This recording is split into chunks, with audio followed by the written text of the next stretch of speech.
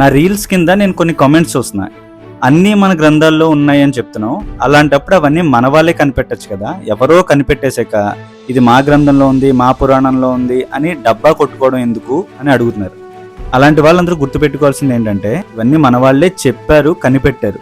ఈ క్లెయిమ్ చేసుకోవడాలు, కాపీరైట్లు తీసుకోవడాలు వచ్చే జమానాకి మన భారతీయులు మన పరిపాలనలో లేరు. దాదాపు ఒక 1000 సంవత్సరాల నుంచి మంగోలియన్స్, మొఘల్స్, యూరోపియన్స్ వీళ్ళందరూ మన మీద దాడులు చేసి మనల్ని పరిపాలించారు.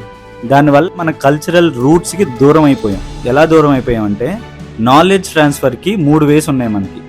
ఒకటి నలంద లాంటి మహా విశ్వవిద్యాలయాలు, ప్రపంచంలోనే టాప్ మోస్ట్ యూనివర్సిటీస్ అవి. అలాంటి వాటిని లిటరల్గా తగలబెట్టేశారు.